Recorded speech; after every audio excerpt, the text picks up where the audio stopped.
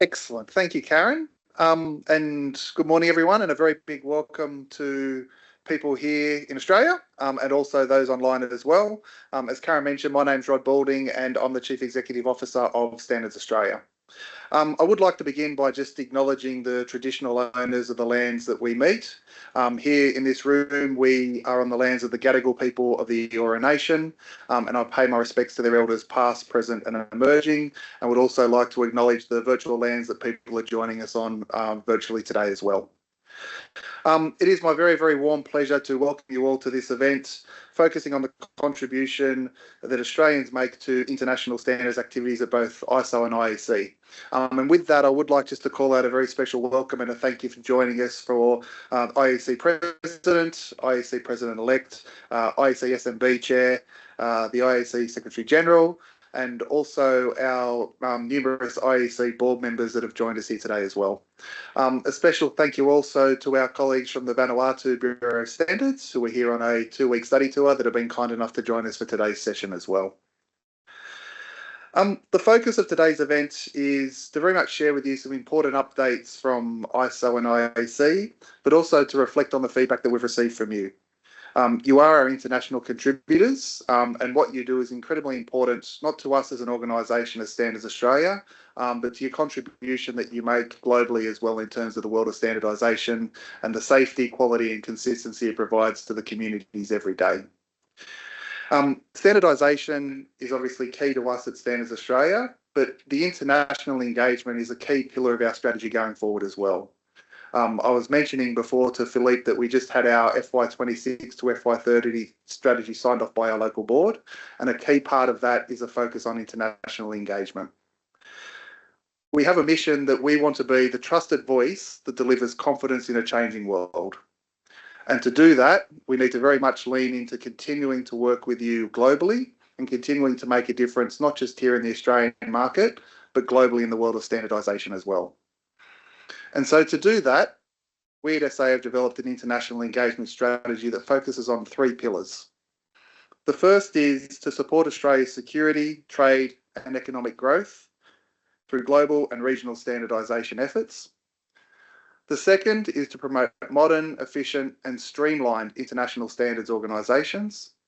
And the third is to foster trusted partnerships with national standards bodies. And in doing so, we really want to drive impactful initiatives, not just here locally, but globally as well. And so for us to achieve those initiatives, it's incredibly important that we continue to work closely with our international contributors.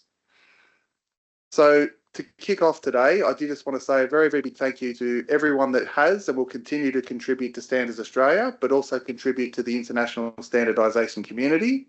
What you have done and what you will continue to do is very much help us achieve what we're hoping to do in that international engagement level, and also help us to achieve that mission of being the trusted voice that delivers confidence in the changing world. I have one final ask, and that is to be as interactive as you possibly can today before I hand over to Corrine. So we do very, very lucky to have a panel session. We will have some Slido questions that you can put up online as well. But my ask is ask many, many questions, be as interactive and engaged as possible. And I very much hope you enjoy and get value out of the session. And with that, I thank you again for joining us, and I'll hand over to Corrine.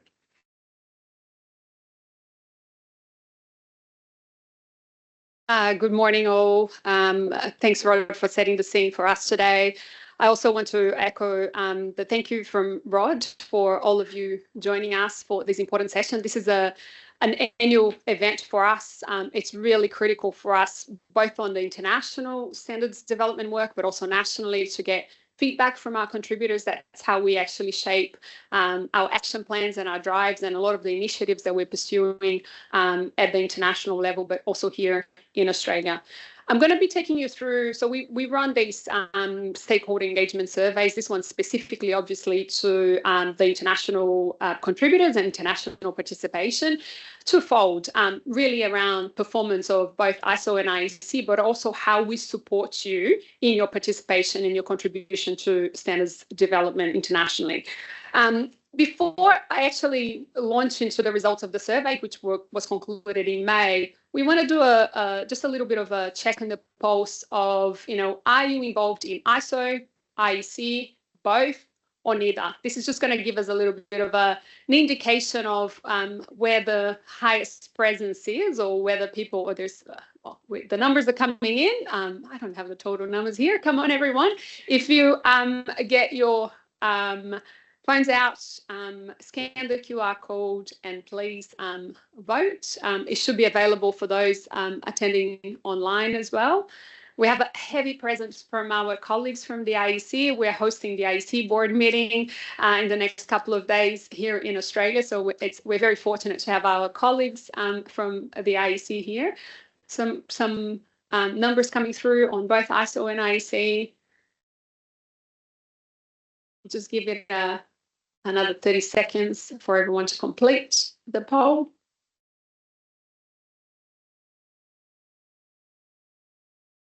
Okay, it's quite stronger presence at ISO, which we'll see a little bit of our footprint here from Australia, and you see that that's not dissimilar, I think, to our footprint on both the work of ISO and IEC.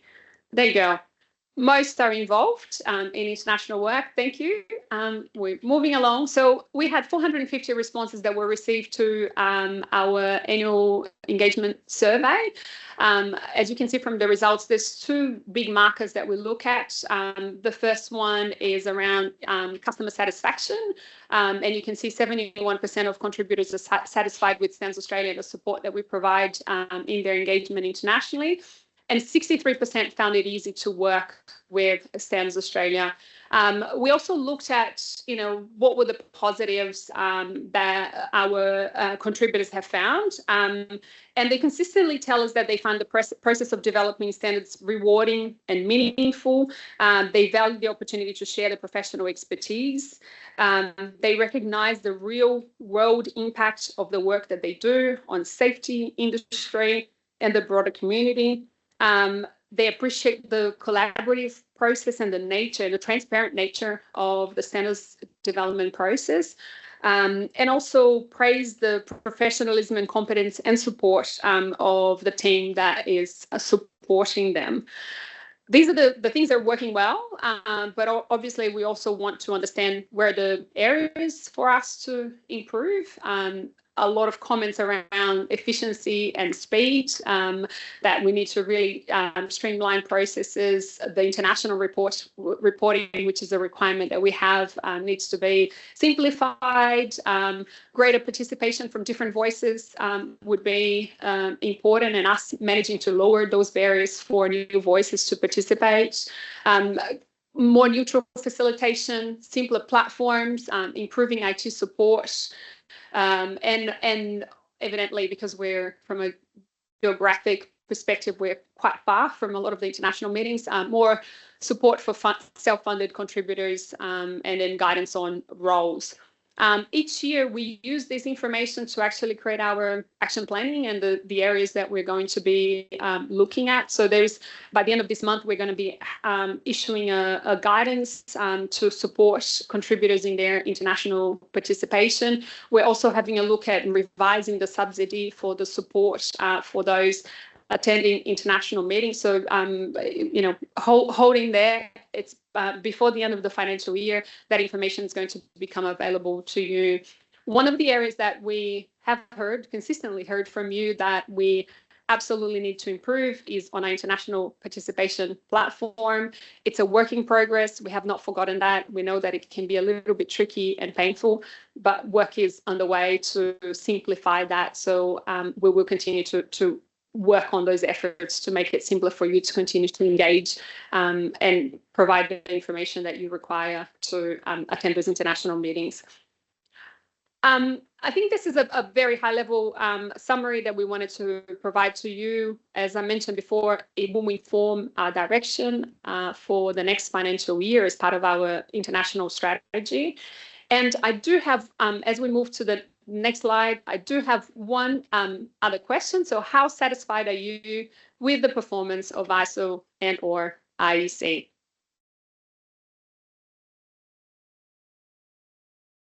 Oh, someone jumped ahead quite. Okay. And we'll have an opportunity to actually drill down a little bit more into those areas of concerns and how we can address them. So neutral, quite satisfied. Okay, the numbers are picking up a little bit. I can see some people are still accessing the survey. We'll just give it another 20 seconds.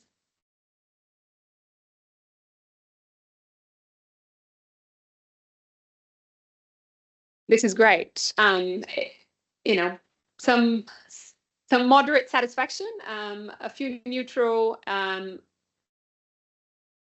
obviously a bit of work for all of us to do as an international community, and also for Standards Australia in supporting your participation internationally.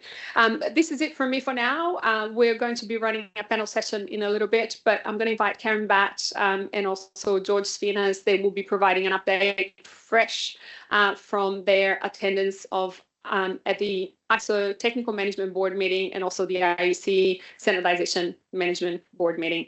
Thank you.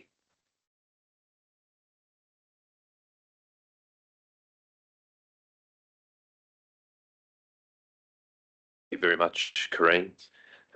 Good morning, everyone. My name is George Spinas. I'm the Engagement Manager in the electricity and gas sectors at Standards Australia. And it was a pleasure to attend the Standardisation Management Board meetings last week. We had a great week, and I'll talk a little bit about the strategy we've put in place and looking at the IEC as a standards body for the future and what the work we're going to be doing in a decade's time and beyond. But I'll start maybe by looking at a broad snapshot of Australia's participation at both ISO and the IEC. And I think looking at the numbers there's probably a reflection that Australia does do a little bit more work at ISO. So our contributor base is probably generally more familiar with the world of ISO than the IEC. But across the board, strong participation across both international standards bodies. And we had a really good example of collaboration between ISO and the IEC last week at our joint TMB and SMB meeting, where we discussed a few things. There was a proposal for a joint technical committee on digital product passport. This was submitted by the German National Committee to the IEC, as well as DIN, the German member to ISO. We had a robust conversation on what digital product passport is. So as a brief summary, a DPP is envisaged as a game-changing solution that provides the digital language and trust architecture for product traceability, all the way from raw materials through to the final product. Positively, ISO and IEC have agreed that both should collaborate on developing international standards for DPP and leveraging existing work underway across both ISO and IEC, as well as the work that's going on in JTC1. And JTC1, I guess, arguably the biggest example of collaboration between both ISO and the IEC. So when the proposal is, we had quite a rigorous discussion, and it will go out to members for voting, but that will probably occur in the second half of this year. The other interesting thing that came up was the future direction on work for metaverse. So ISO and the IEC have also collaborated on metaverse work recently. There's a joint standardization evaluation group. So what we call a SEG, or in this case a JSEG, looks at future opportunities for standards development. And there was a report put in, and I'm pleased to announce that the FMB on the IEC side are very keen to move ahead with this work on metaverse.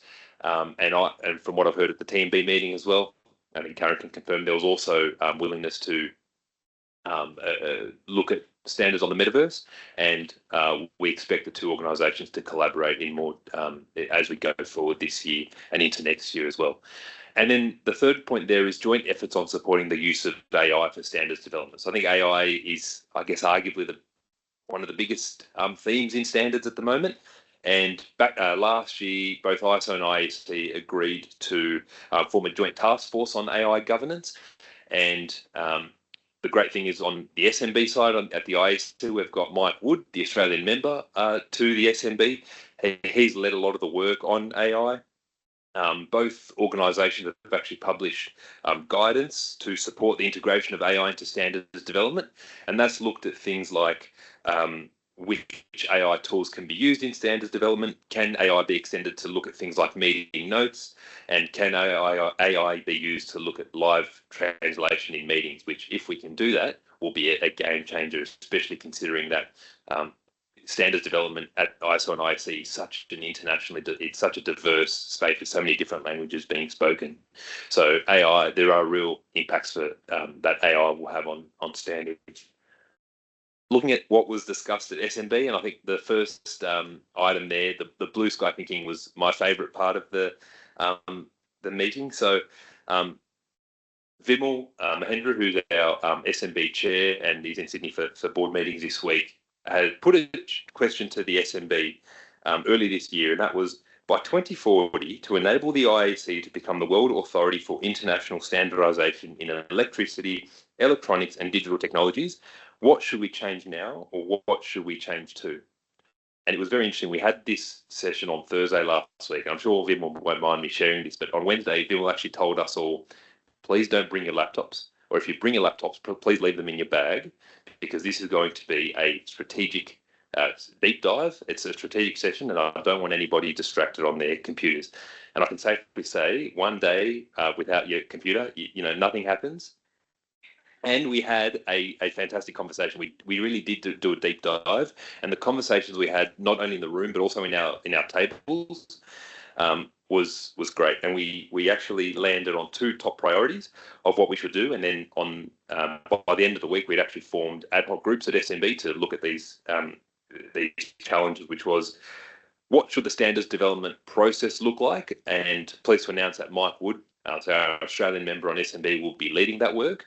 And that is looking at, how do we integrate AI into standards development, and how can we actually look at digitising the standards development process in a bid to make standards development go faster. And it's one of the biggest pieces of feedback we hear domestically as well. So Mike will be doing that work. The other group, which I'll be also participating on, is looking at the standards development structure and looking at whether we have the technical committee structure correct or right as we go on, and how we can actually make changes to the technical committee structure in an effort to develop standards more effectively. So I think we've got our work cut out for us, but I'm looking forward to working on those projects for the remainder of this year as well. Just very quickly, we did a review of systems work, including systems committees. So the IEC have a number of systems committees on things like smart energy, smart manufacturing, sustainable electrified transport, and biodigital convergence. And this systems work looks at how do we best coordinate standards development efforts happening across a number of technical committees. One of the changes, or one of the recommendations made, was that the secretariats of these systems committees actually go to national committees rather than the IEC secretariat. So this will mirror in a way what happens with technical committee work. So I think that move definitely makes sense, and will make the national committees more, I guess, accountable for what goes on at the systems committee level. And just some other things. There was a proposal from Italy on a new work item proposal for antenna specifications. That work will come back to the SMB. That might form a new technical committee. It might go into the scope of TC 106, which Australia's had a long-standing participation on from Mike, who's also on SMB. And just lastly, there was an approval for the IEC to write a guide on energy flexibility. So this would look at energy flexibility basics, but this is an open invitation for any member who's interested in this topic. You are more than welcome to assist with this, and happy to take any expression of interest to do this work. I think that's it from the SMB side. I might defer to Karen to give an update on TMB, but happy to talk to anybody offline. Thank you.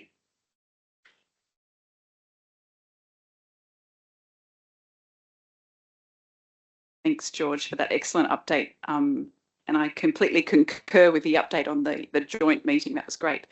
Before I jump into the update that I'll give about what's been discussed at the ISO Technical Management Board, please do add any questions that have come to mind already into the Slido app, and then we'll take some questions after I've given you the update on TMB. So don't hesitate. If you've got an idea now, pop it into the Slido, and then as they arise. So the same week that George was attending the Standardisation Management Board meetings of the ISO, I was attending the Technical Management Board meetings, and I thought I'd just give you a flavour of some of the topics that are coming up for discussion at the Technical Management Board.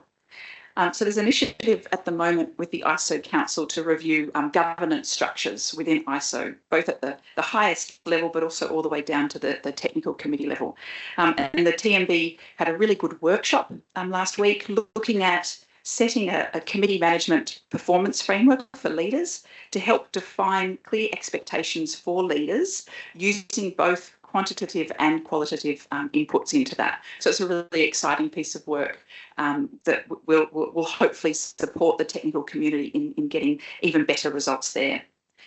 The second thing I wanted to just flag is that there's a new proposal that's been agreed to be sent out for consultation, which is on fundamentals of services.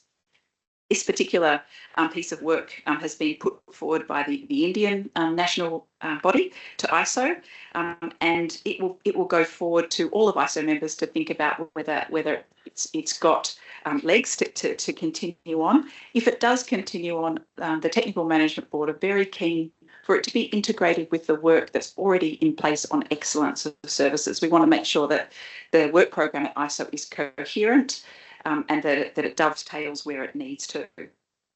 The third area I wanted to flag is that there's a new technical committee that's been established on digital marketing. It's looking at digital marketing practices, and it's going to cover terminology, ethics and methods of digital marketing. So look out for that, and if you are interested in getting involved in that piece of work, there'll be an opportunity to form a mirror committee in Australia for that piece of work. Also, you might have noticed that there's been a real focus on partnerships at ISO. ISO Council has been very keen to pursue partnerships in the right areas. Just noting that other organisations also have a lot to contribute when it comes to standardisation, and we want to make sure that each organisation is contributing what they do best, so that we get an even better outcome in certain areas where there's strong leadership from other organisations as well. A recent partnership that's being considered by the ISO Council is one with the GHG protocol, and that's currently being considered, and tweaks being made to that particular agreement. And the final area I wanted to update on was that the TMB and the Council have also, one of the key areas of focus is making sure that all voices are heard at ISO. We're actively looking at ways to increase participation from developing countries, and a particular piece of work that's going to happen in the next few months is a review of twinning arrangements. Twinning arrangements came into place at ISO back in 2001, and they haven't substantially changed since that time. So we know it's a really important area that we need to look at, and look at what's worked well and what hasn't worked so well, so that we can update those arrangements and make them even more effective going forward. So that's an update on the TMB. I did have an update about OSD, but that must be after this this survey. So let's get your Slido out again. And we'd like to know one issue you'd like Australia to pursue at ISO and IEC. So I'll give you some time, because this will require some typing. You can't just pick an A, B or a C. But this is really, as Corinne mentioned before, it's really important that we get this feedback so that we can shape our action planning going forward to make sure that we're meeting your needs. This obviously will be overlaid with what we heard from the engagement survey results that are quite fresh, because we did those in May, but hearing more from you about other areas that you want us to pursue at ISO and IEC just helps shape that whole picture. So great to see button battery safety pop in there, because we've got there's some initiatives that our Capolco Mirror Committee are leading in that space, so that's really great. We could probably provide you an update with that, perhaps in our communications after the meeting. Energy transition and new energy, I can see that popping up quite a bit there. Adoptions of standards and process, so that's interesting too. AI, good to see AI has popped up a few times as well, because that'll be touched on in our panel session, so that's great. Gosh, there's so many there, so many great ideas. Finding it hard to see them now because there's so many. So as you can see, recycling and mining waste, so that's coming up, some sustainability ideas as well. That's wonderful. Thank you so much for those inputs. This all helps us shape some of our action planning going forward. Keep those coming in. They'll still be captured, I think, as we move on. Okay, now it won't be a surprise. The final slide I want to share with you is about the online standards development tool that ISO and IEC have developed. You would have seen many updates, I'm sure, and hopefully you've been able to attend some of our update sessions on the online standards development tool. You might be aware that as of the 1st of January, all projects by default have been going through the online standards development tool, and we're seeing a huge increase in the number of projects that are being put into the OSD. There's currently 970 ISO projects and 400 IEC projects that are in the online standards development tool, and we've seen 4 standards published through that tool already. I must do a big call out here to one of the team members in the international team, Kate Bowditch, who's been heavily supporting this effort in online standards development. I know she's been reaching out individually as well as at sessions. So we really do want to support you in getting you comfortable with using this tool. And I'm sure that, you know, if you reach out to Kate either during sessions or individually, she's more than happy to support you on this. We've hosted, well, Kate has hosted 7 of these information sessions this year for committee members. 3 of these sessions have focused on authoring, commenting within the tool, and also navigating to find to other tools to help direct you to where you need to go.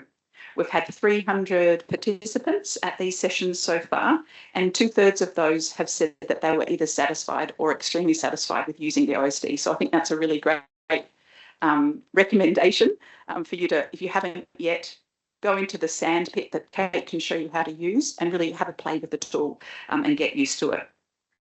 We're going to be offering more sessions throughout this year, so please do sign up to those. And pleased to say that in the May survey that Corrine was talking about earlier, we saw that 41 of the respondents had actually used the tool, so that's fantastic. And we're seeing a big jump in satisfaction since we first surveyed about it.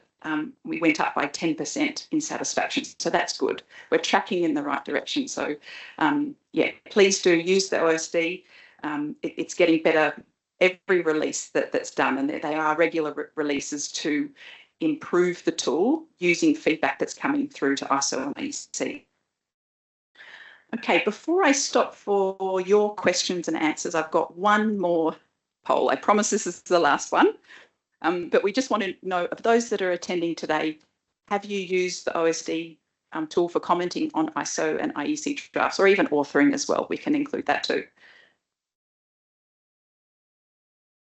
So I see some people jumped ahead and answered that, which is great. So we're sitting at about 2/3 that have used the tool so far, so that's good. That's great. And as part of the materials that we do send after the session, we'll make sure that we send you a link to how you can register for those update sessions on the OSD. Okay, wonderful. Thank you so much for participating in those surveys. I know Rod encouraged everyone to participate, so that's great. So we would now like to move on to our questions and answers. So hopefully we've got a few questions in there that we can have a look at and answer. I'll try to answer them, but if I can't, I have my trusted team here who will be able to jump up and answer some of those questions for me. I'm just refreshing my Slido at my end as well to see if we've got any questions. I can't see any on mine at the moment, but if there are any questions from the floor, I'm happy to take. Oh, I have a question, which is wonderful. And I'll read it out just in case. No, it's not on the screen. The question is, who are the leaders mentioned in the committee leadership performance management framework? Do you mean working group leaders? Are they going to be performance managed? That's a good question. So the leadership that's being looked at in the performance management framework is the chairs and the committee managers, as well as the ISO staff that support those committees. So the ISO technical program manager, or TPM, as you might be aware of. So it's that leadership. It's not getting down into the convenership area. Hopefully that answers that question. This next question is, what is the plan at ISO and IEC level to adapting new technologies and getting standards agreed on and implemented in a timely manner? History shows the time frame on development can be slow and long. I'm going to start that, but then I'm going to hand over to Corinne or George if they want to take it as well. That's a really good question. We know that I think the average for development time is about 32 months at the moment. Although in some areas it can be much shorter, particularly for JTC1 standards. I think they're at about a year in terms of average development time. I'm hoping, my hope here is that AI technology particularly will be able to help us accelerate that speed of development.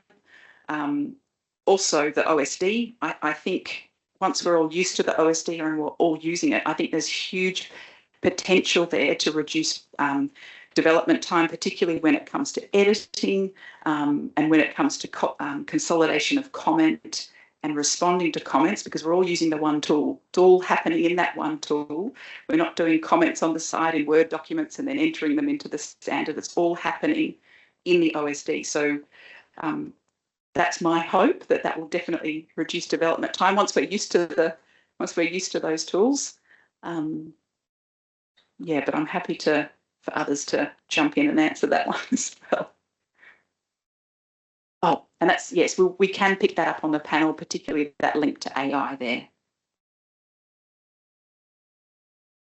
How can consumers get more involved in IEC like they do at ISO via Capolco? Thank you for that question. I think if my colleague Ben will correct me if I'm wrong, but recently I know Ben's been looking at some of our consumer participation across our national committees, and Ben was pleased to compare that data with some of our colleagues overseas. And we did note that we had really good consumer representation across a range of committees, and had good feedback from some of our peers on that too. We do try to get consumer participation where it's appropriate on all of our national committees. And if there is a particular area that you think is lacking in consumer participation, please do pick it up. We have a great relationship with the Consumer Federation of Australia. They nominate many consumers to be involved in our national committee work, and Standards Australia support them resource-wise in doing that as well. So that's another organisation that you can reach out to too if there's a specific area that you think needs consumer representation. Just going to move on to the next. Oh, I've got one from the floor here. Do we have a Michael? Oh, Banu, go. Hi. Is there? Oh, sorry. Is there a price associated with it, and is it going to depend on the side of the NSB, or how is it going to work? Because I was thinking, for example, for our Vanuatu colleagues who are here and who are in the process of developing more and more standards, if they should start on Microsoft Word or if they should actually jump onto the SDO, which probably would be handier. Yeah, that's a great question. And I'm pleased that I have a representative of the IT group at ISO and IEC here to answer that question. So Corinne, can you take this one? Is this mic working? There's a desire for both organisations to facilitate access to OSD for national standards development. I think there is IEC, if I recall correctly, has made a decision that I think as a member of IEC, you would have access to OSD for national content at no cost or at the cost of your membership. I'm not so sure. I think on the ISO side, it's going to be facilitated by our solutions, and there is a cost associated with that. That's my understanding at this point in time. I don't think it's live just yet, but there's certainly plans to go down there. Thanks for the question. Just taking another one online here. There's a question here. Is there scope for ISO and IEC to collaborate on button batteries like they have for AI? I know that there's some work that's going to go ahead at ISO on button batteries, and there's a huge link there to some of the TC work within the IEC, the battery committees there. So I expect that it will be, there will be collaboration there on that piece of work. I don't know if Ben wants to take that question at all. No, Ben's got nothing to add on that. But yes. Oh, John Henry is here. John is on our Kapolka Mirror Committee at Standards Australia. Yes. I think one of the problems where those questions are coming from is when there is a child safety aspect, obviously, to button batteries, whereas the IEC committee, being an industry committee, basically said, look, child safety isn't part of what we do on this committee. And so there's a degree of frustration there, maybe, that the message wasn't getting through. So, but, that ISO work may well be the way forward. We just need to make sure that the two committees, the ISO and the IEC, don't get out of step. So, yeah, thank you. Hopefully that answers it. Yeah, thanks for that extra information. That's really helpful. I can see 3 more questions here, and I think I'll take these 3 questions here, and then we'll move on to our panel session. The first question that we've got here is, how should we be managing the influx of liaisons into ISO committees? This has significantly changed the dynamics of committees. That's a great question. I know that's certainly some ISO committees have quite a large number of liaisons, which is really important to make sure that it links into other work that's happening outside of ISO. I know that at recent meetings of the TMB that there has been discussions about looking at the liaison policy, which hasn't been looked at for some time, to look at the criteria behind liaisons. So that might be something that I can update this forum on in future about that review. The next question was, how should we be managing? Oh no, that's the same one. Oh, here's the final question here. AI uses a lot of intellectual property that often goes unacknowledged. Much of the information is unverified and poor. How will ISO and SA manage this as it becomes more common in standards development? This is an excellent question, and I feel like you must have known what's coming, because this is exactly what we want to talk about at the panel session. So I'm not going to steal the thunder from the panel, because I think this is exactly what we'll be touching on coming up. I'm just checking with my colleagues at the back. I think that looks like the last question there that's come from online. And I've got one more in the room, and then we're going to pause for a bit of a panel reset. Right. But please go ahead. Please Thanks. Introduce yourself. Yeah, Bruce Hunter, Chair of IT006. So my question relates to liaisons, is that there is considerable mismatch between IEC and ISO committees and Australian committees in some areas, which means, and it helps to have the liaisons there, but it does make it difficult to actually make decisions on standards. A particular case would be cybersecurity. So within the industrial area, there's cybersecurity within IT006 and within TC65, and there's also a joint cybersecurity with 27,000 series, which is under IT012 in Australia. I guess liaisons work, but we need more help with it, if you like. That's great. Thanks for that contribution, Bruce. In fact, we might even reach out to you when we look at this criteria on liaisons going forward. Thank you. All right, wonderful. Thank you so much for all those questions online and in the room.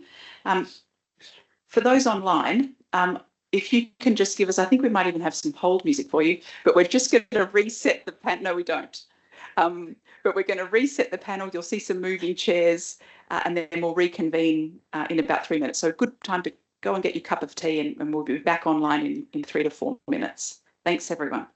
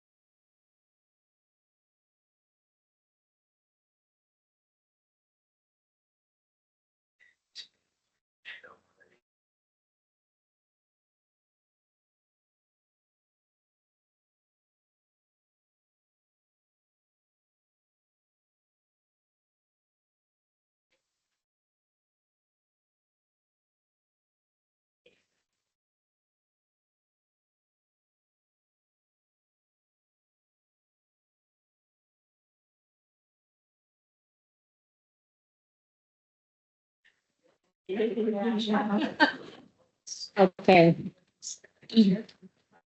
I'm going to check. Silvio can hear us. I think he can. Yes. Yes, Oh, can wonderful. Can you hear me? Great. Yes, we can hear you too. Thank you so much, Silvio, for joining us at a very late or early time for you. So Silvio, I think, is in Geneva. So he's actually doing, maybe this is revenge for all of our contributors that tend to participate really late. We're getting Silvio to do the same for all of us. So everybody suffers a little bit. So thank you all for joining us for this panel session. So we talked a little bit about today being, an opportunity for us to talk about what's happening currently at ISO and IEC, but we also wanted to look to the future. There are plenty of geopolitical tensions, technological disruptions and societal changes. And we wanted to have a conversation about this today.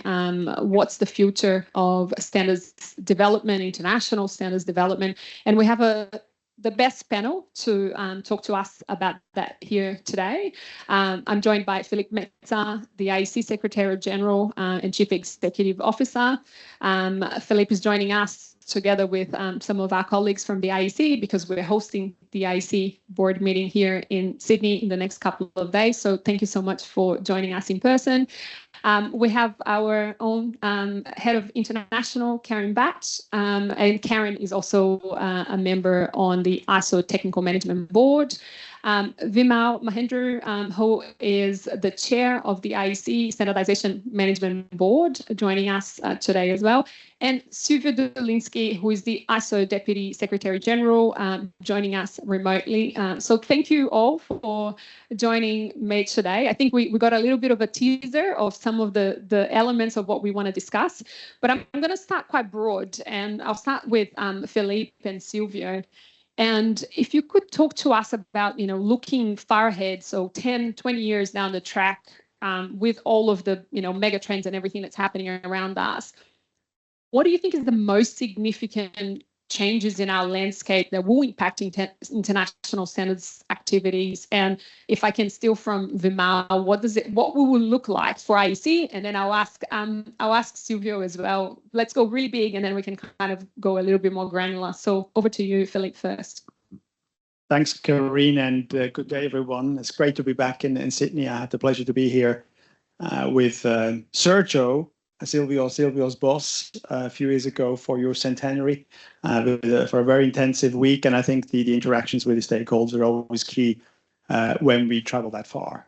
So it's great to be back. And to your question, it's a very challenging question, obviously, Karine, as always.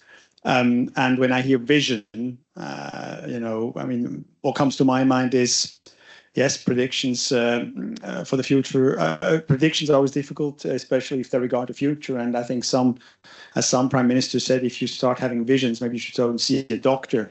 No, but more seriously, it is not a precise science.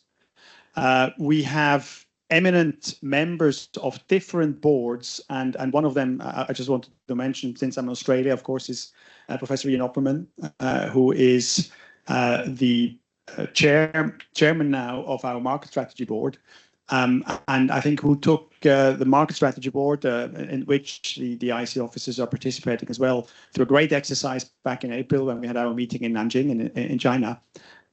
In sort of envisioning and making assumptions for 2050. So I think overall, I think there's much more wisdom than just me as a Secretary General, who is very operational, who of course is involved a lot in implementation of strategy to develop these visions going forward. But I think it was a fascinating exercise. It was a starting point. The Market Strategy Board will continue working on that. What I see is, first of all, we have a strategy in the IEC, and we cannot repeat it more often enough.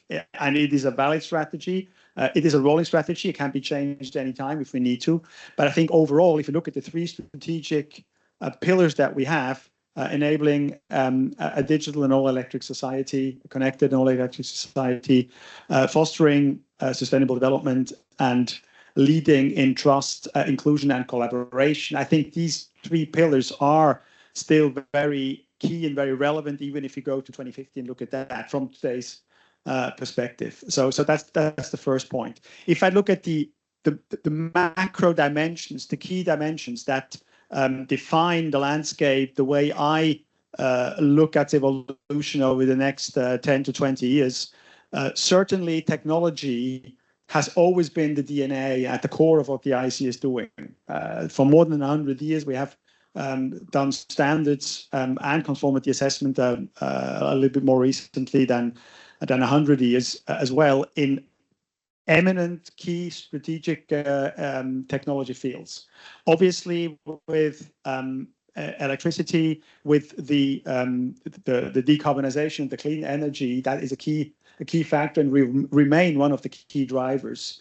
But in addition to that, we see absolutely game-changing technologies such as AI, and we'll speak more about AI today, which of course make the task, I would say, more difficult. Also, potentially even more impactful, because the one dimension where we see how strong the needs of the economy and society are is really sort of the socio-technical aspect of it all. We started back more than 100 years ago with a strong focus on safety.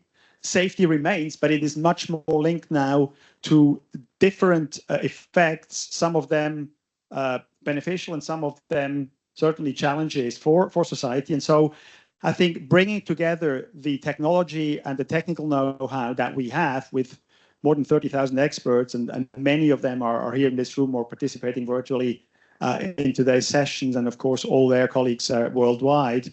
I think that is something which we can put in a wider context. We are planning, as we speak, for a major high-level conference in Seoul in December that ISO and IEC together with ITU are organizing to look precisely at those interlinkages around AI for the future framework and governance of AI. Of course, a standards organization cannot be sort of the proprietor of governance for a technology like AI. But what we see as we craft and put together the structure and the program for this conference is how interested many stakeholders are around the world, and they're not necessarily stakeholders who today are key contributors to the IEC, in creating a platform like this and taking this further. We have, of course, with the Global Digital Compact of the UN, a sort of a call on us, on the leading international standardization organizations, IEC, ISO, ITU, notably, to do work in that field. And there is a great expectation, there's a great interest. So I would say this dimension of socio-technical safety, if you will. It's not just pure safety, it's wider aspect of stability, I would say, also societal stability. I think that is going to be a key aspect in what we're going to do. And I find it interesting, the example I just heard this morning about a technical committee saying, well, child safety, that's not really our thing. I think if we want to be credible in the middle, long term, we have to somehow get a grasp on these aspects. And we can't do this all alone. I mean, there may indeed not be the expertise for child safety in a pure IEC committee. And that's, of course, one of the reasons why we're collaborating, and notably with ISO. And I think we'll come back to collaboration and afterwards. So that dimension, I think, is key. Obviously, the other one is very clear. It's in our strategy, and we're chasing it day in, day out. VML does in the Standardization Management Board in particular, and also as our special representative, our ambassador for Sustainable Development Goals, is of course climate change, decarbonization, and there we have a lot to offer with clean energy technologies, with renewable energies and others, where we have also conformity assessment systems. So that is a key dimension. And then the two more dimensions that for me, they're in a sense all equal. They have different impacts, but they are all equally important. Of course, we have the development agenda and the development dimension. I've just been to Africa visiting national committees and their stakeholders in a number of countries who are not necessarily at the same level as you are as a national committee in Australia. And we see how strong the need is and the desire to mobilize more of their stakeholders, but also to get better insights and to make the access to the standards, the contributions to the process more easy for them. And I think we have a lot of potential. We're also discussing in the board, notably in the IEC board, how we can expand on our membership base. So I think the development aspect to be even more global and inclusive as an IEC is a key factor in that perspective as well. So the global inclusivity, I think that is a real test benchmark sort of that we have to achieve. And we're working very hard on that.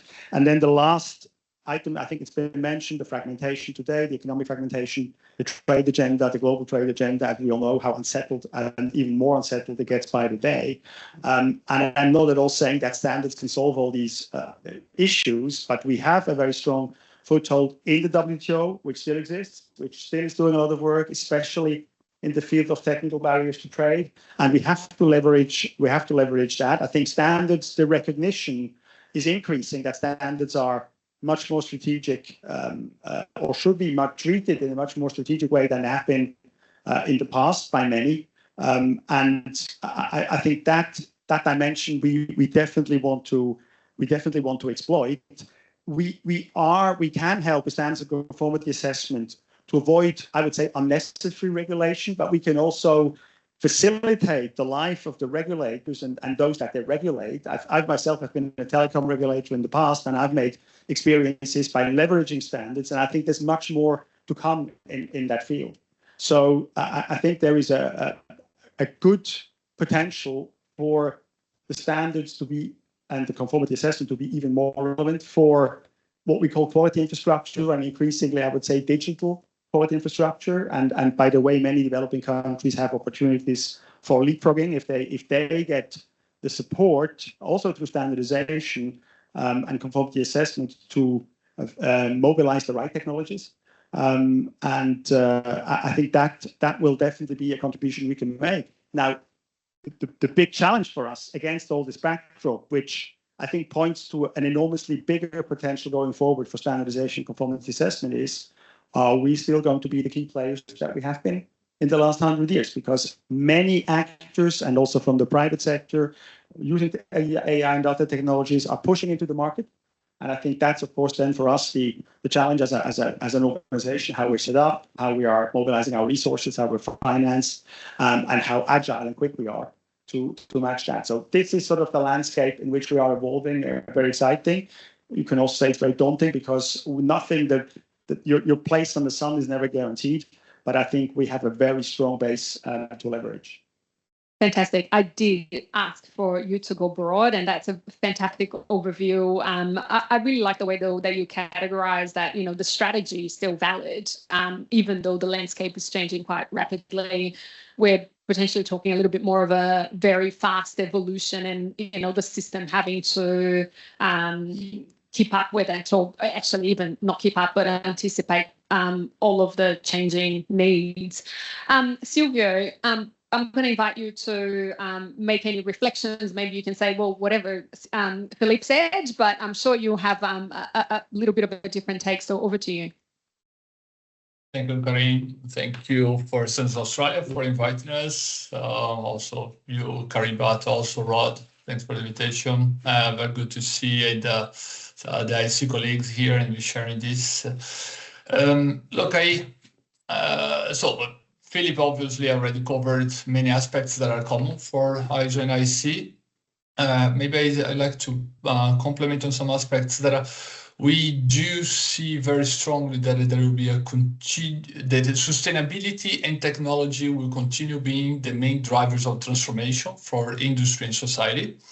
And so on the technology side, it's like the one thing we think very much about the digital, but it goes beyond on the digital aspect. There's also increasing, accelerating developments on the side of materials, everything related to energy, biotechnology, and the convergence of the interplay between these technologies actually increases the challenges for our work on the standardization, creating more and more areas where the committees have to collaborate, that those traditional vertical definition of the scope of the committees are challenged. So there are more and more gray areas where that collaboration is very important.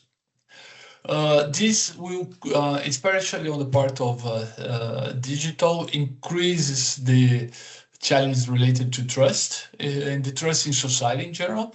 So, here standards and the whole ecosystem of quality infrastructure plays a very important role. So therefore, when we think about these long-term trends, it's like the continuous work between the standardization and the quality infrastructure will be crucial so that we can bring that trust in effective manners to society.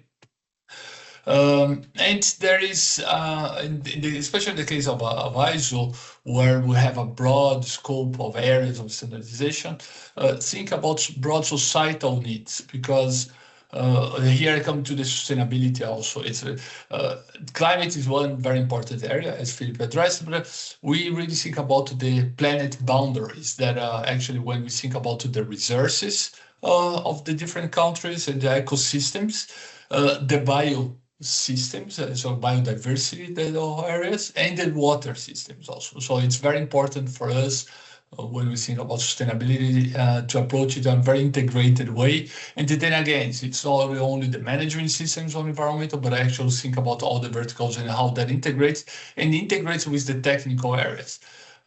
So therefore, that goes again on the building on the previous point, that the integration overlaps among standardization areas is very important.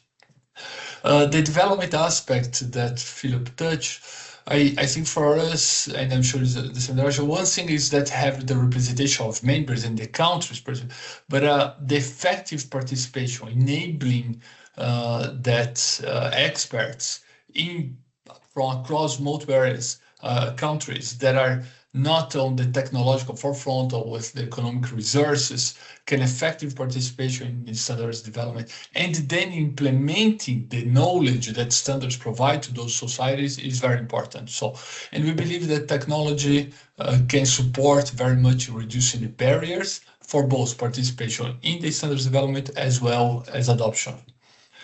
And I would, and I see on the case of ISO, the double down on the strategy towards partnerships. Some comments were made in the questions about the liaison organizations. I think it goes beyond the limited liaison. It's like a true partnerships where actually we can think together with those organizations to identify needs for society and accelerate the pace of standards.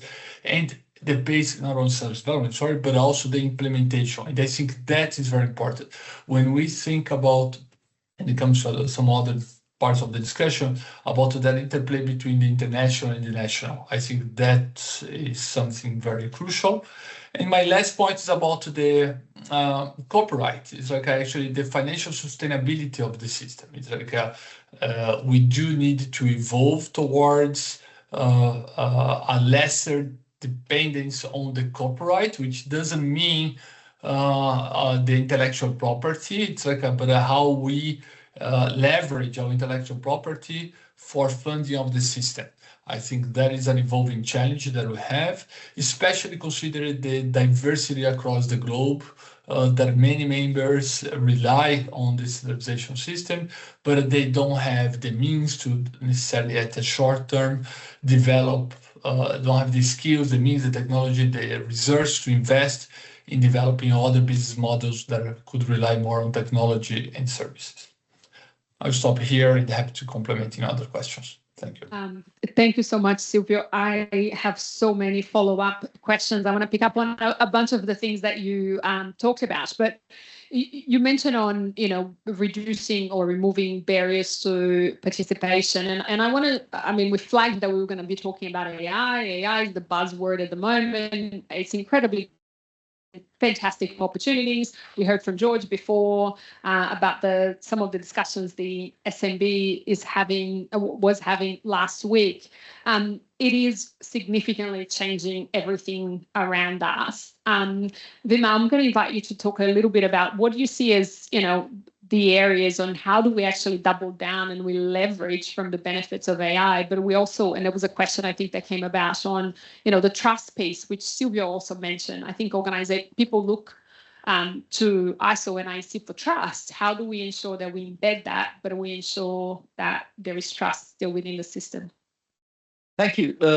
First of all, you are having a lot of questions, and I want to contribute a lot more than I've been. It's difficult for me to sit quiet with the kind of questions. Also in the earlier session, the questions that you were coming through on the Slido. Let me begin by saying, whatever we are talking about AI, it's not sufficient. I think it's a tsunami that has hit us. And every time I think we are doing enough, it takes just less than a day to come back. No, this is not enough. We need to do more. That's the kind of paradigm we are facing right now. To answer your specific question from standardization perspective, what are we doing? I think what we have realized is that right now, given the intellectual property that is embedded into our standards, we have to protect that. But right now, we are using AI all around it. How do we arrive in a better, more meaningful analysis of the world around us so that we can write the right content, which goes, the text that goes into the standards. So that text itself arriving there, which means many of you are TC chairs, secretaries in the audience, you will very well know that there are RSNBs and SBPs and reports and liaison reports. What do we do with those? How do we find gaps? How do we articulate the new work item proposals? That's not the real content of the standard, but around it. So how do we use AI to better analyze that, analyze the gaps? And also, I've seen some TCs are already using AI to even look at their own work program and say, where are the big gaps lying? I thought that was a very innovative way of looking at where the gaps are coming, not just from one national committee saying, hey, this is an opportunity to let me develop something, but the TC members itself sitting together and saying, let's put our scope and what we are doing, our whole catalog from the text of what we are supposed to do, not the content of the standard, but the text, and then saying, okay, where are the gaps if this was our scope? And I think they're coming up with some interesting solutions. This is already in place. The key to building trust is content validation. I hope all of you have heard of this term, content validation. This is at the heart of it. Imagine that we are writing standards that are going to be used by 99.9% of the global population. They're going to be directly influenced and they will hold the trust they hold in the logos of ISO and IEC. That's where the trust is. Can we afford to even write one word in a inside the standard that is not fully owned and validated by us? For sure not. And that's where I think we need to focus on. There is a lot of emphasis we are putting in the SMB on content validation. And I'm glad many of my board members are sitting here, because tomorrow in the board meeting, I'm going to come back to you to really emphasize this point. Guys, we need more budget for this. We need to do more on this. So be prepared. That's on this. Can I take another 2 minutes? Because there were a few very significant points that came up in the earlier discussion, which I wanted to talk about. There was one point on safety of batteries, those button cells, and it came in the context of child safety. And there was a mention, perhaps rightly, I don't know, of the industry being more focused on the product and not on the safety. I think that is far from the truth. I have a cute little grandson. I would never let a battery get near to him if it was not safe. Suffice it to say that in 2021, IEC had a white paper called Collaborative Safety. And the tagline was Safety in the 21st Century. It exactly addresses this point that, gone are the days that you can put barriers around technology and say, hey, this is the safe area, this is the unsafe area, so you don't go here, you go here. Humans and machines and devices are all going to be living in a very cutely intertwined world, and we have to make that world safe so that human beings, when they interact with machines, it's a total safe environment. I would love to hear more about this, and hopefully over a coffee I can talk to you and try and get to the bottom of it. This is really our work. How can we afford not to deliver this? The second, there was a discussion around silos. There was a question about TC silos that are forming. I think in the last, IEC has been around for about 120 years, 119 this year.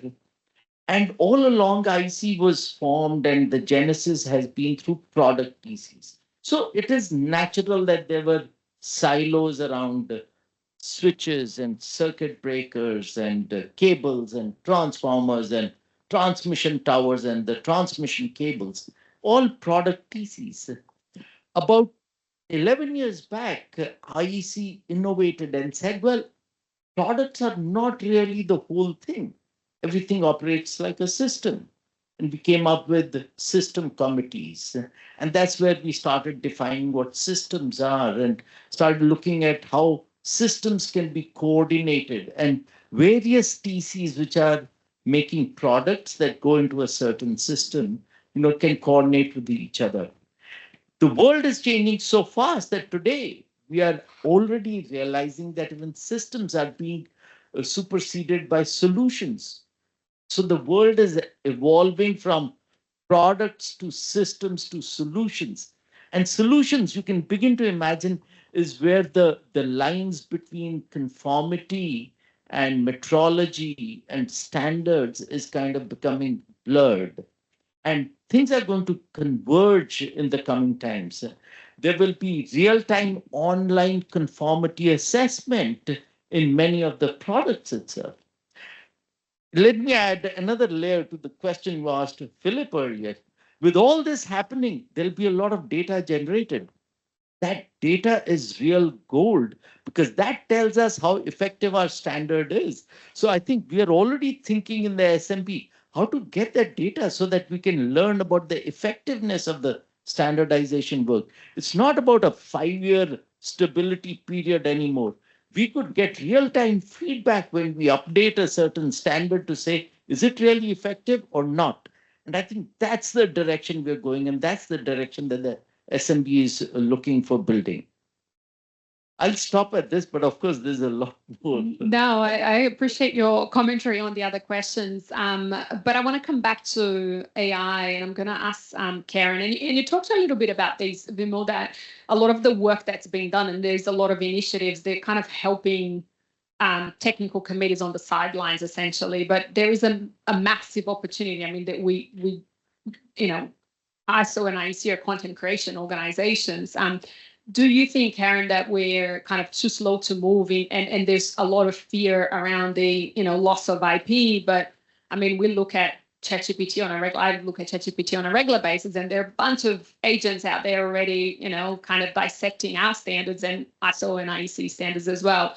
Are we too slow to this party? Like, have we missed the boat? What can we do to play catch up and actually really leverage from AI? Thanks, Corinne. And I don't want to be too out of step here or too controversial, particularly with the bosses in the room. But, I think that we need to be quite realistic about the fact that, these large learning modules, but whether they be ChatGPT or Copilot or whatever you're using, they might not have standards in them right now, but they're going to. And it's just a matter of time. And I think we need to get ahead of that. And really control, and maybe use the word that Vimal used, validate this content into the model. I mean, we need to be able to draw the benefits from providing that content, but let's do it sooner rather than later, so it's not done by ninjas, by stealth. We need to get ahead of it and be able to control that inclusion. So I don't think we're too late to the party. But I think it's great to hear that the board's going to be discussing that very topic this week. I think it's fantastic. And I should have said you have my support on, us going full steam ahead, Vimal. Absolutely. I'm going to shift gear a little bit, and you touched on these, Philippe, and so did Silvio, about, kind of the fragmentation and, different kind of global and national needs. And I think particularly when we talk about some of the societal needs, they can be quite diverse. And, both organizations have a very diverse membership. How do you, how ISO and IEC can better align kind of national standards development efforts and global standardization, and ensure that the standards that are being developed internationally are still going to be relevant for, the diversity of your membership? Yeah, thanks. When I saw the question, I thought about the word alignment, which has been used in different contexts and I think with different objectives in mind. I think at the outset, I really like to recall that IEC, and the same goes for ISO, is a member-based organization. So members have created the IEC because they saw common value or value in doing things together, and in getting a common set of deliverables, of standards, non-conformity assessment services, which serves them well because they look at things not just at the national level, they look at things in a regional or global level. And that's why if I speak about IEC as an institution, the organization, we are not... I'm European. We're not the European Commission. We're not a supranational body which will make everybody march into the same direction in a sort of a command and control way.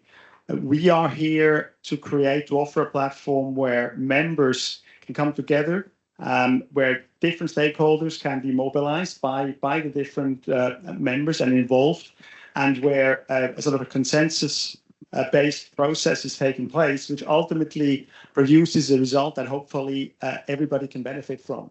And so I see our role much more in enabling than aligning. And of course, you have to have different governance processes. You have to have different services and support in place as an organization to serve your members in that way. And the more this is relevant to what they need and what they do on the ground, the better the impact is, and the more there will be alignment in quotation marks, the more there will be a convergence of minds and a convergence of solutions that are used, IEC, ISO solutions that the members and their stakeholders can leverage. And to do that, of course, we can't just do this sitting in Geneva, bringing all the experts together in Geneva or elsewhere, and then hope that this will somehow work. I think we need to nurture continuously and listen and try to mobilize the resources in that way for our members, depending on their specific contexts. And if I think, for instance, about the smart, I'm sure we'll speak a bit more about smart later. Precisely, I think we can't only design a smart program with the needs of a few in mind. We have to be regionally present. We have to take into account what kind of level of usage there is currently and in the future, because this is very much evolving. And we also need to maybe find new tools. I mean, we've created something a few years ago, which we call the Global Impact Fund. It is very much to make sure we can target specific constellations in countries, in this case, in particular, in countries, I would say, less developed than Australia still, so that we can offer them conformity assessment services and standards that make a real impact for a given challenge, given constellation. We have the example in Kenya with a second battery life. We're now looking at clean cooking, probably doing a project with the Global Impact Fund in Asia. And so I think we have to be as tailor-made as possible. At the same time, of course, we have, as anybody, a constraint of resources, and we have to find the best sort of common ground. There's no one size fits all, and we have to constantly adapt that. And sometimes maybe part of membership will feel a little bit neglected, some other time another part. But I think that's probably in the nature of a global organization with so many stakeholders at play. But what is dear to me, and that's how I understand the mission, together with my team as a secretariat serving IEC members, is really one of giving them services, support and services, deliverables, but offering the platform that can do where they can do the deliverables together, which serves them in the best possible way. And I mean, we often discuss concrete, specific ideas a national committee has, where we encourage them to bring it about, make a new work proposal, and also think about mobilizing interested parties so that they get sufficient support and that the actual project will take off.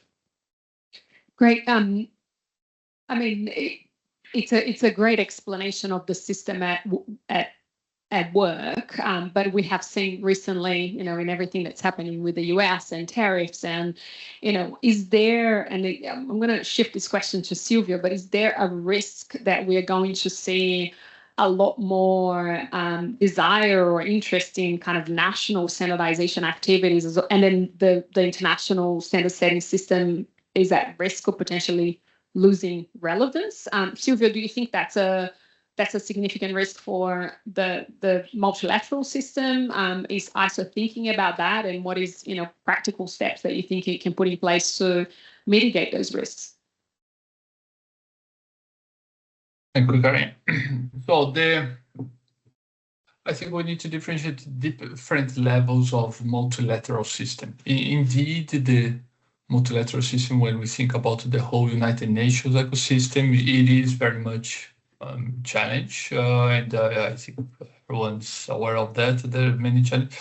Fortunately, we haven't seen that in the ISO system.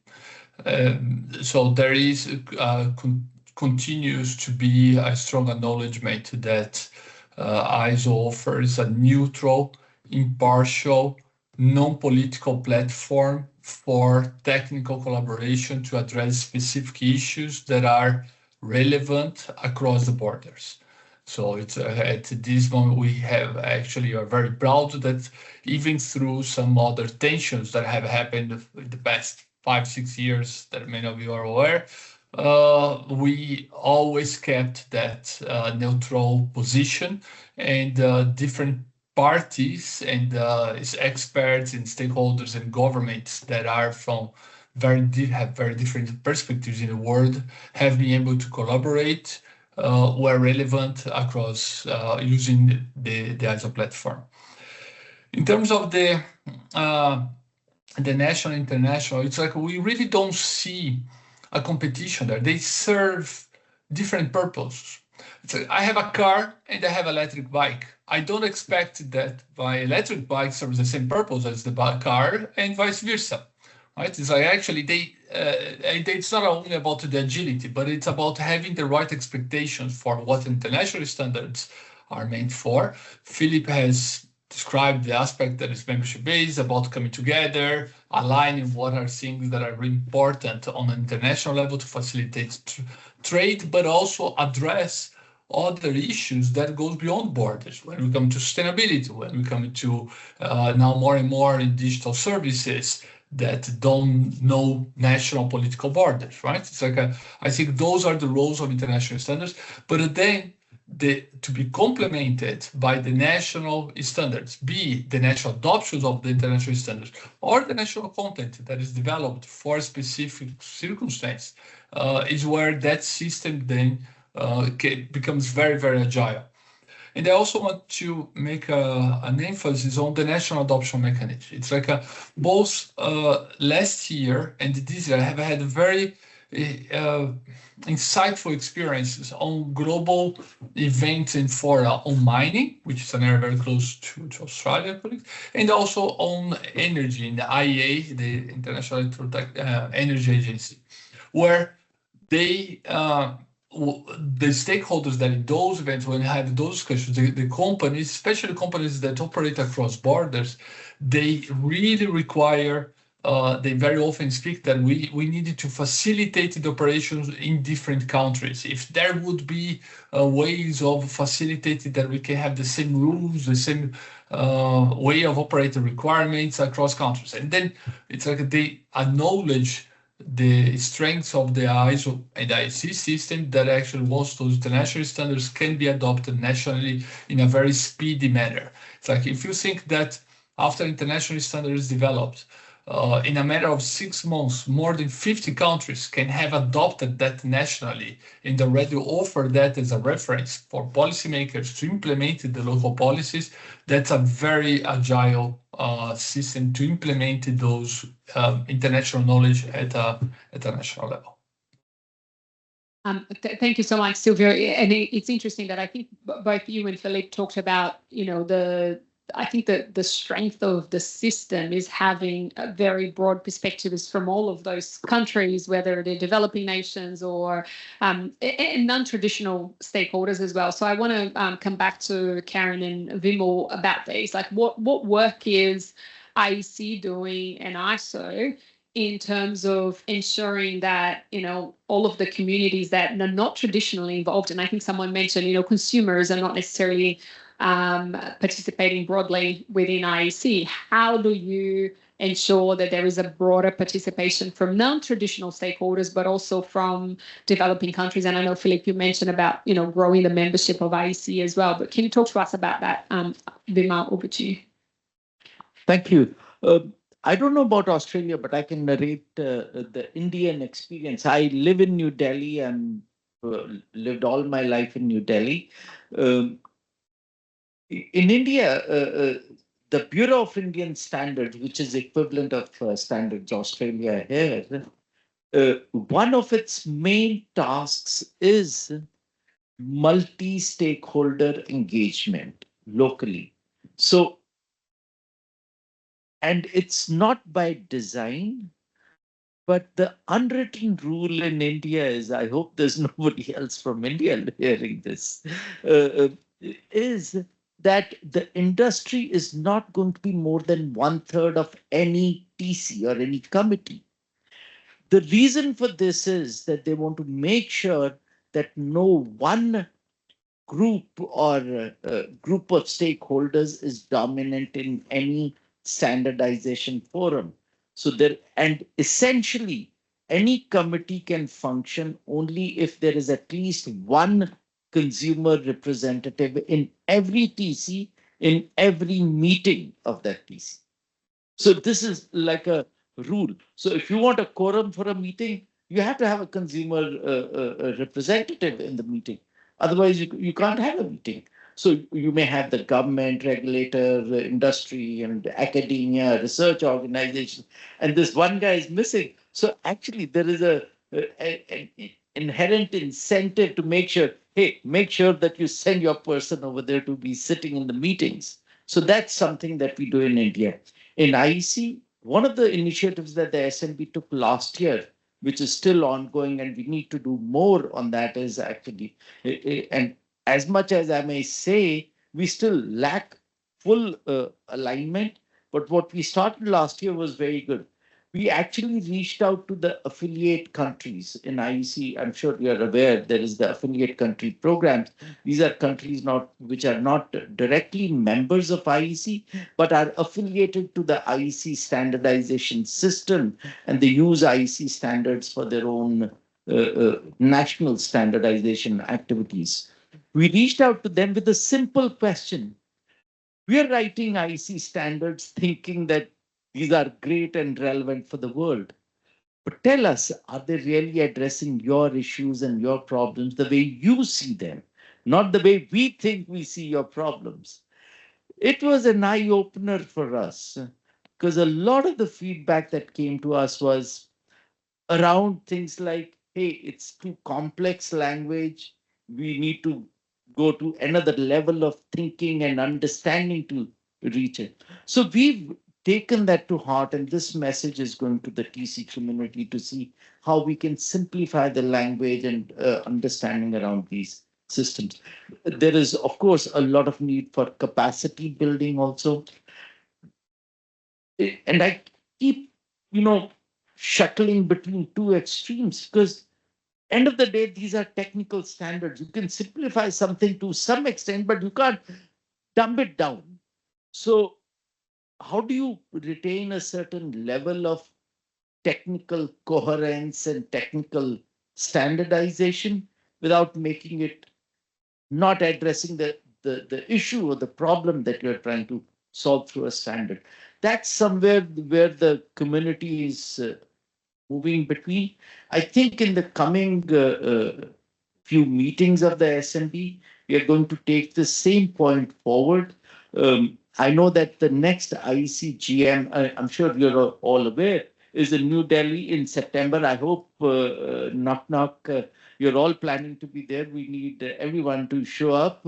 We have a specific session for the affiliate countries so that we can really engage with them from the standardization perspective, how to hear their issues in their words and then capture them in the standardization community. Thanks, Anil. Karen, do you want to reflect on this one? Yeah, I think that's really interesting what's happening in India, Vimal. I know in Australia we don't have those sorts of percentages for balancing out groups, but we do spend a lot of time considering our inputs and making sure that we have balance on those committees that participate at an international and also national level. But I just wanted to reflect on your question about the non-traditional stakeholders, because I think, I mentioned before when I talked about some of the work that's happening at ISO that we're really trying to increase the levels of developing country participation. It's really, really important that, as Philippe mentioned, that we've got this inclusivity globally, not just in a particular corner of the world, is really, really important, but also inclusivity with other groups as well. When we're developing technical solutions, that we're not just including big business, that we've got small and medium enterprise that are at the table, but also startups. Our processes in the standards world don't necessarily lend themselves for startups wanting to get involved or researchers. And I think we need to make sure that we've got avenues for them to participate. They might not be able to participate on a traditional committee, but there's other avenues for them. And I think some of our online tools that we're developing will help let them engage when they want to, not between 9 and 12 when we've got a committee meeting on or something like that, but actually making sure that we've got ways for them to participate. If I just reflect on discussions that are happening at ISO at the moment, where the ISO Council are considering ways to get civil society more involved in standardisation, and I'm not sure we've landed the right way to do that yet, but they are trying to make extra effort to get civil society engaged. And there's another piece of work happening at the moment on open consultation, where ISO are looking at new ways of not necessarily going down the same track, but using open consultation methods to get these groups that we don't traditionally have involved to make sure that all voices are being heard in the process. That's probably all, Corinne. I know we're running out. No, I just I'm looking at the clock here, and we have half an hour, and we said that we were going to address the questions that are coming through Slido, and there are a couple of meaty ones. Silvio, you talked about in the vision and all of the work that ISO is doing. You mentioned the financial sustainability of the organization, and there's a lot of work taking place at ISO on that front. One of the questions that obviously it always comes up anytime that you're talking about standards is about access. There's a mention about court cases in the US and Europe, and whether price of standards is a blocker for their uptake. Could you give us a little bit of an overview of the pressures around access to standards, free standards? What is ISO doing on that front? Thank you. So indeed, there is an increasing expectation from different parts of the world, the different stakeholders, for standards to be made available at no cost to the end user. The ISO Council has been discussing this and has mandated one of our standing committees to develop a concrete framework to address these requests in a structured manner. So there are current ongoing cases that were mentioned in the question, and we have made standards available at no cost in different circumstances, and during the COVID, in other crisis situations, as well as for specific purposes. For example, related to some of the IWA recently, both on sustainability or on providing shelter for children that have suffered any type of violence. So basically, I think the structural answer to the question is that the ISO Council is addressing that in a structured manner.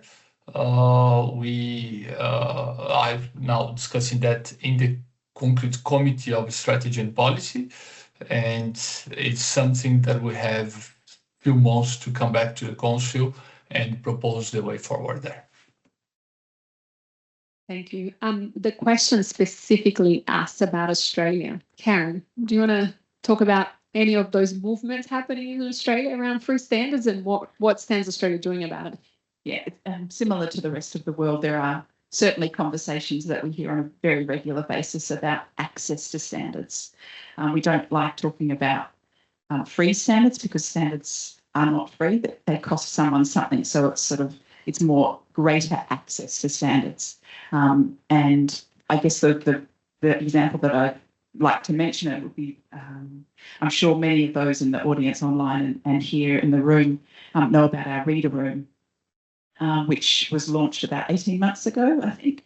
And we've had some, after the first couple of months, we've seen fantastic uptake of the reader room, where an Australian who wants to access a standard for whatever reason, because they might be building something and they want to have a look at the standard, and it's called up and it's not necessarily called up in regulation. They just want to access that content. They can look at the 3 standards each year. They can have access to the standard for 24 hours to look at what's in the standard, what the technical requirements are that are relevant to them, and it's on a read-only platform that's available. So we had heard calls for increasing access to standards, particularly for consumers, and not the big business side of things, but certainly for consumers, that they just didn't have the resources to access the standards. So that's why we built the reader room, and we've had really good uptake for the last 12 months or so. Just want to add to this question on free standards. I'm sorry, I couldn't resist. There is no such thing, my personal view, okay, so Philip, this is just my personal view, my disclaimer. There is no such thing as free standards, period. Somebody is paying for it. We have to just follow who is paying for it and what is the intention, I think. As long as we are addressing that, we are okay, I think. But it's very important to address that. If you don't address who is paying for the standards, and somebody gets it for free, it can be questionable at times. We've seen standards coming out sometimes from some groups, consortia, who may be keen on pushing a certain technology. Whether it's the right technology or not, I don't know. But is that the right way forward for the world? End of the day, the trust the world holds in IEC and ISO, why is that trust there? That trust is because we are impartial, we have a certain process, which is a transparent process of developing a certain standard. There is a cost involved in that process of project management, of getting all these countries and experts together to develop a certain standard. And that's where the intellectual property then resides. And once you have the intellectual property over there, there is a cost to it. That's the business model of IEC ISO. Imagine Google could pay all of IEC and ISO's budget like this. But would you be willing to use Google-owned standards? Sorry, I'm taking Google's name. But the point is clear. I think the reason why we don't have any one entity pay us our entire budget, even though there are hundreds of companies which could pay us, is because we think this is the right way to serve our society. Thanks, Vimal. I think that's a really important point to consider. But since we're on the subject, there's a specific question that whether the cost of standards are a barrier to their use, particularly in developing countries, and do ISO and IEC cooperate on costs and pricing? And I know pricing, it can't be cooperated because of competition law. But Philippe, is it a barrier to uptake and use of standards? The cost. Well, of course, the national committees, when we speak to them, or the national electrotechnical committees in the case of an affiliate, they're always under resource constraints. But at the same time, we also have certain facilities so that they can use certain standards for free. If they are really not at the same level of economic development. And then once they contribute, of course, then they create a demand within their own stakeholder groups to and also find a way to mobilize the resource.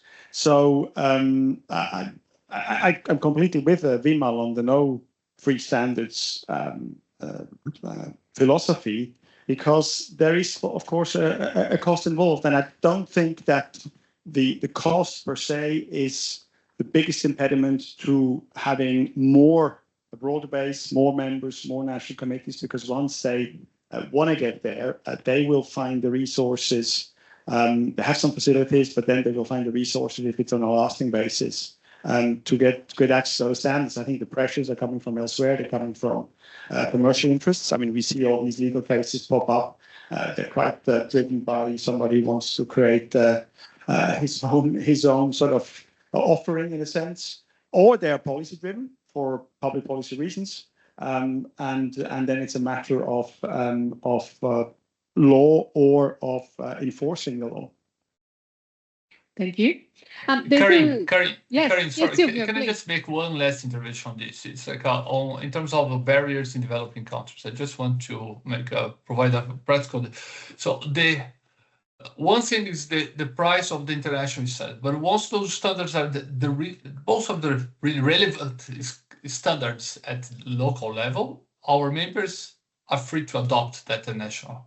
And once they adopt, they are also free to commercialize at the cost that they consider appropriate for their market conditions, and they barely pay any royalties, very, very reduced royalties starting of next year.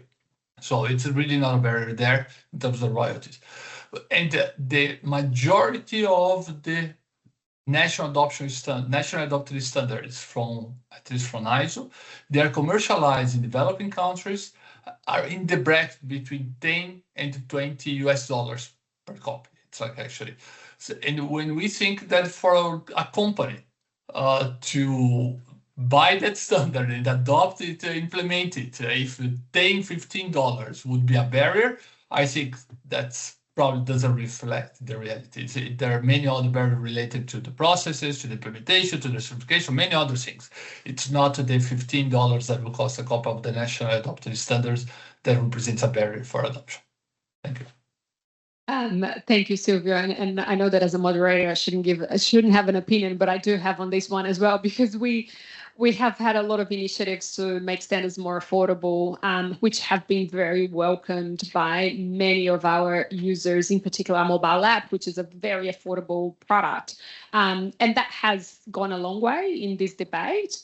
But there are still people that think that even, I think, $1 is too expensive and you're putting a barrier. And I think there is an element here for us as standards developers and, as an international community to actually sell better the value of standards. Because when people think that, $1 or $5 is not enough, then it's too much, then we have a significant problem around the recognition of the value that those, the content that the standards provide are derived.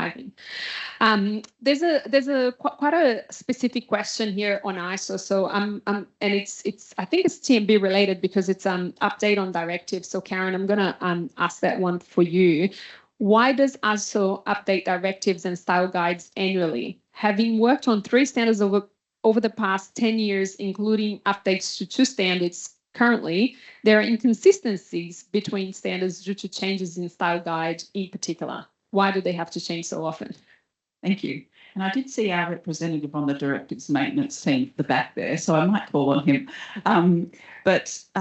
Well, first of all, I'd like to give some good news, Corinne, in that there's been a really amazing effort by ISO and IEC in the last years that's come to, which will result in a consolidated directives of ISO and IEC. So all rules exactly the same, and that will be published in May next year. So at this year, we didn't see a new directives. This year, for the first time in a while, there was no new directives released because that group is really focused on getting that consolidated group of consolidated rules out by the 1st of May next year. So I think that's a piece of good news. The part 2 of the directives, which is more the style guide side of things, it only gets updated every 5 years or so.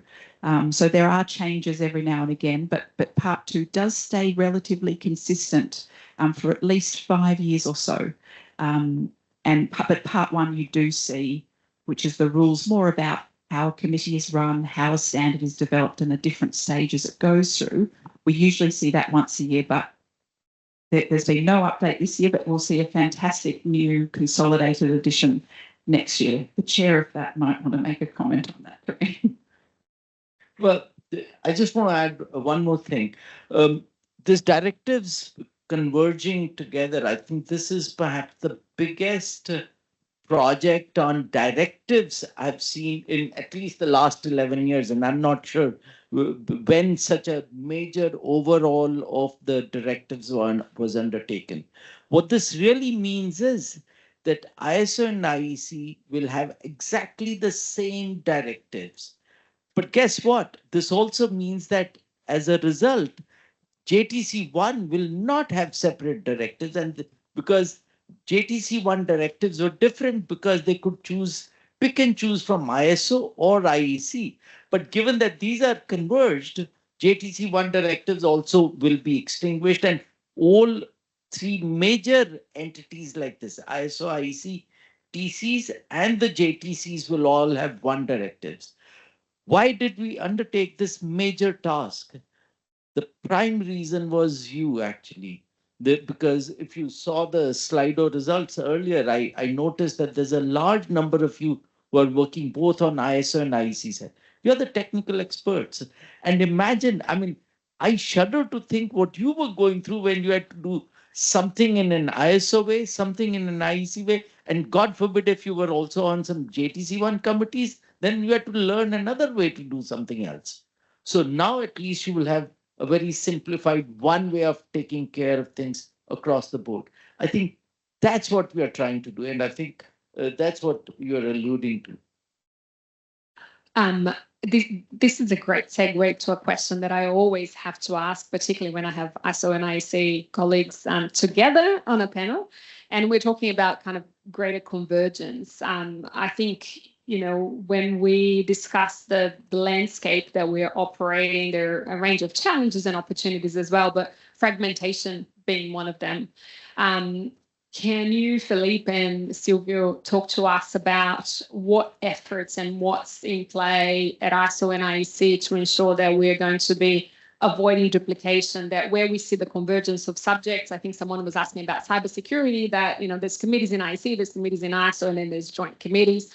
How do we tackle these, and how do we make sure that when resources are scarce, we're not, duplicating efforts when we could actually, join forces and actually be way stronger? So, Philippe, first you. Yeah, I think that the first example has just been mentioned by Karen and Vimal. I mean, this is at the level of the directives. I think this is a testament to, I would say, a new spirit. I mean, this is not just avoiding duplication. I think, and I'll mention some other achievements which I think speak to that. This is really about a proactive agenda to do things in a coordinated or in a common way as much as possible, and at the level of the sort of processes, the infrastructure, the directives is a good case in hand here.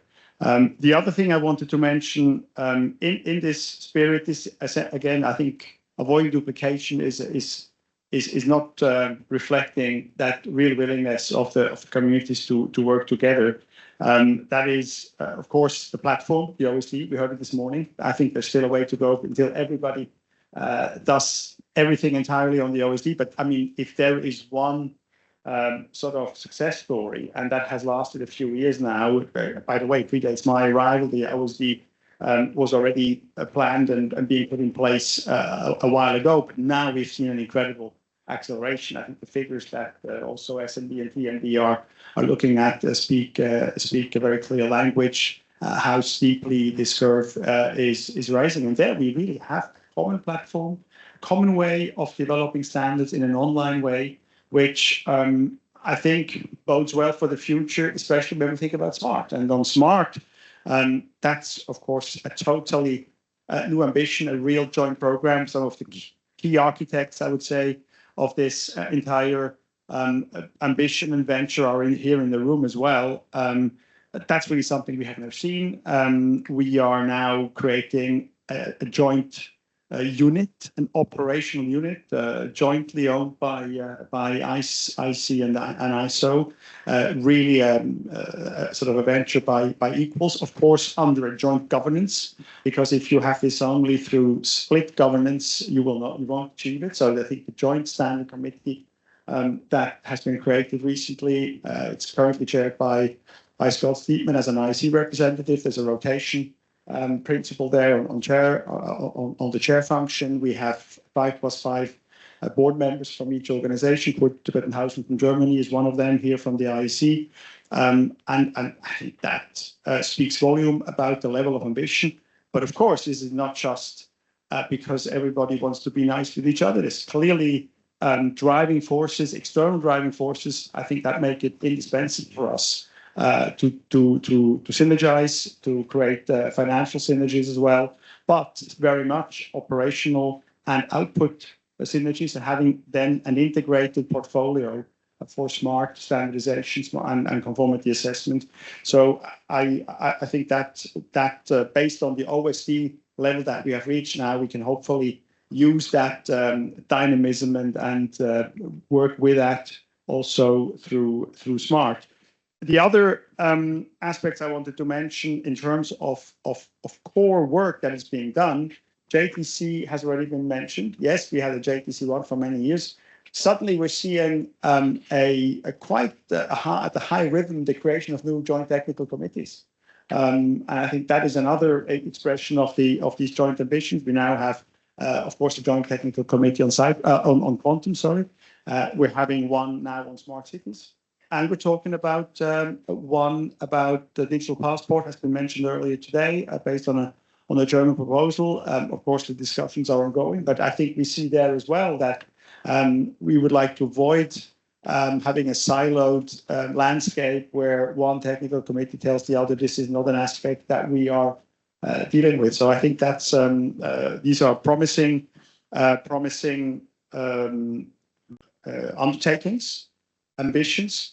Even more so, if you look at the portfolio today, what it has achieved together, if you think about cybersecurity standards, joint standards, if you think about AI standards, joint standards, if you think about deepfake detection with JPEG Trust, joint achievement as well, IEC, ISO, then I think that we're really on the right path. And then, of course, Silvio has mentioned this already, but Sergio and I indeed spend a lot of time together on the road as well. It's not always Silvio, on the I would say the strategic and advocacy aspects as well, because if we engage with organizations like UNFCCC for COP, if we engage with the G20, if we engage with regulators or legislators or governments, we are much more visible and impactful together. The Standards Pavilion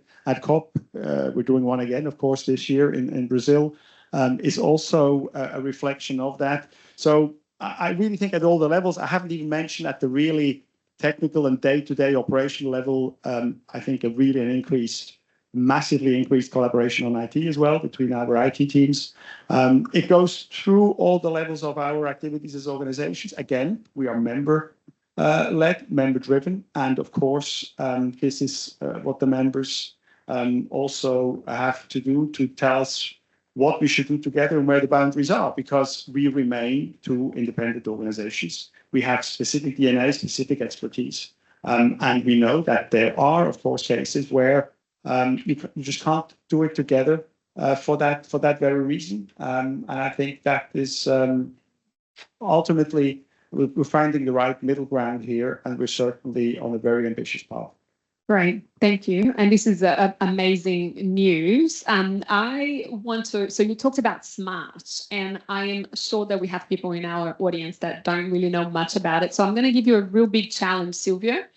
I'm going to give you 1 minute to explain SMART for our attendees here. What can we expect to see in, I don't know, 18 months or 2 years' time? What is going to be different as a result of SMART? Thank you. So basically, we have now a common information infrastructure. It's like the information model between ISO and IEC for the SMART deliverables. And now that we established the unit that Philip has mentioned, we will accelerate much more in the development of the products, services, pilots to support our members to offer solutions to the market. I think what we do expect in the next 18 to 24 months is an acceleration of these offerings direct to the market through our members. Well done. You made the time. Fantastic. We have 1 minute and 30 seconds to go. I just wanted to see if there's any questions from the floor here. If not, we might just conclude so we can get everyone right on time. I want to say thank you to my colleagues here on the panel. I want to thank you all for joining us both here in person but also online. It's certainly an evolving conversation. I think Vimal wants to have another word, so we have time. The clock's still going. Quick 10 seconds. Folks, the next IEC GM is in New Delhi, my hometown. You're all welcome. The dates are known to you. It's all on the IEC website. I'm sure you have all the information. It's going to be a very different experience this time, because there are a lot of parallel conferences that the host committee has organized, and a big exhibition which has a section, I'm told, specially for startups to showcase what they're doing, all conforming to ISO and IEC standards, but showcased over there. So put it on your calendar. Thank you. Great plug. And we'll send details to those that are in attendance as well. And Silvio, special thank you to you for doing the late night call. We really appreciate you joining us today. So thank you so much. Thank you all. And for those here, there's lunch outside, and we'd love to see you staying around for a chat. Thank you.